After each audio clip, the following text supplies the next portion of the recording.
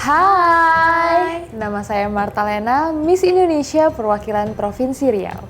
Saya Krisifanya Dedolang, perwakilan Maluku Utara.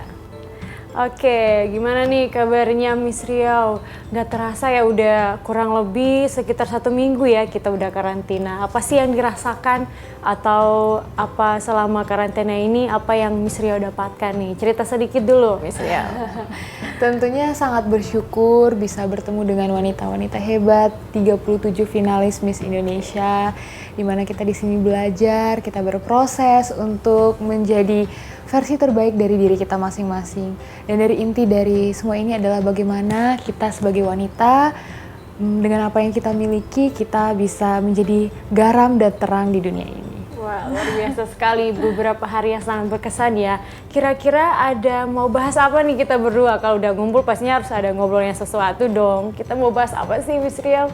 Boleh kasih tahu dulu? Mungkin karena kita sesama wanita ya, kita bahas tentang isu-isu wanita yang saat ini sedang penting untuk kita bahas. Salah satunya itu isu pendidikan, di mana pendidikan ini sangat penting. Kita mau mencapai Indonesia emas di 2045 didukung dengan adanya bonus demografi.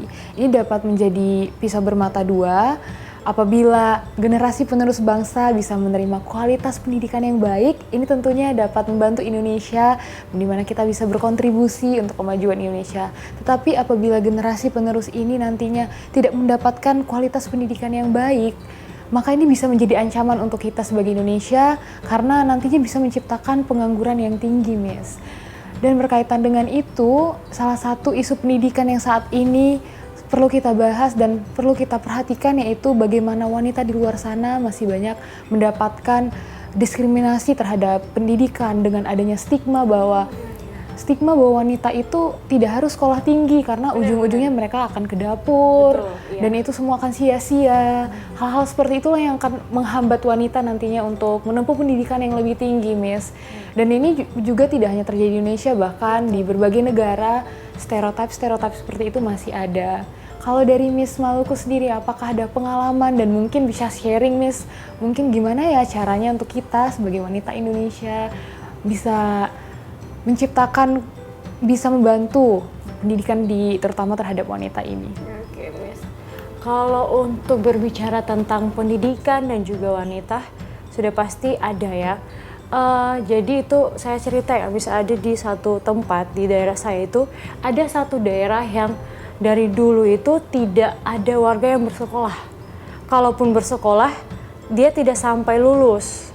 Nah, kemudian dari situ ada orang luar yang datang dan melihat ternyata desa ini tuh punya potensi yang lebih besar seperti itu. Dan akhirnya dia ke pemerintah, dia menyuarakan bahwa ini loh ada daerah kalian yang masih sangat belum terjamah oleh pendidikan dan juga kesehatan, sehingga pemerintah pun turun ke lapangan dan ternyata benar belum ada sekolah hingga saat ini pun sudah terjadi orang-orang yang sudah bersekolah, khususnya perempuan pada saat itu, hingga sudah sampai saat ini tuh sudah ada yang sudah jadi sarjana.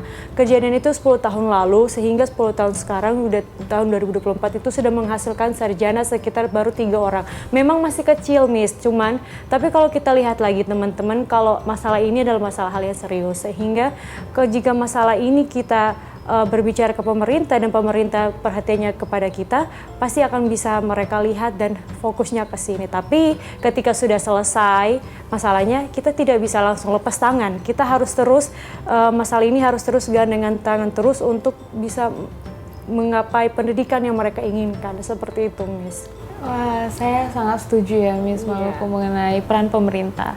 Peran pemerintah sangat besar untuk menciptakan dan memajukan kualitas pendidikan di Indonesia.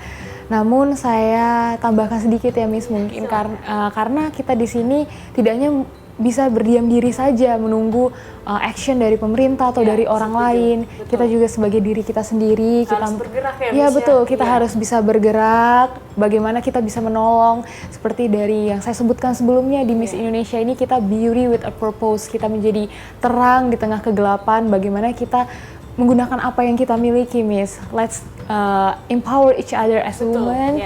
Kita saling bahu membahu, rangkul merangkul untuk sebagai sama wanita menjadi wanita yang lebih berkualitas tentunya, Miss. Betul sekali, Miss. Jadi, Miss, kita berbincang ternyata sudah beberapa menit nih, akhirnya saya rangkum ya pembicaraan kita. Jadi, intinya teman-teman, pendidikan dan wanita sangat penting sekali. Karena ketika kita mau membangun Indonesia yang lebih maju, kita harus bisa melihat pendidikannya dulu. Karena sebelum negara itu dia berkembang, kita harus melihat pendidikannya agar bisa menciptakan dan menghasilkan generasi-generasi muda yang penting untuk kedepannya ya, untuk generasi emas kedepannya ya, Miss ya. Kira-kira dari Miss sendiri? Iya, mungkin sudah cukup juga sedikit tambahan dari saya kepada wanita di luar sana, jangan pernah takut bermimpi. Bermimpilah setinggi mungkin. Di sini kita saling tolong menolong bersama saudara-saudara kita sama perempuan Indonesia. Mari kita berkontribusi untuk Indonesia ke depannya. Dan tentunya podcast kita di sini nggak hanya sampai di sini aja ya, Miss. Teman-teman boleh berdiskusi dengan kita nantinya. Mungkin ada sedikit masukan atau boleh banget masukan untuk kita. Bisa DM reach juga out atau kita, apapun yang mereka rasakan, apa yang ingin mereka bicara, bisa sampaikan ya. Iya, Miss, bisa ya. reach out kita mungkin dari sosial media, teman-teman. Seperti itu. Jadi mungkin ini sekian dari kita. Kata-kata terakhir dari saya. We are women, we are powerful. We are strong and we are great. Saya Marta Lena. Saya Kristifania. Kami pamit undur diri. Terima kasih.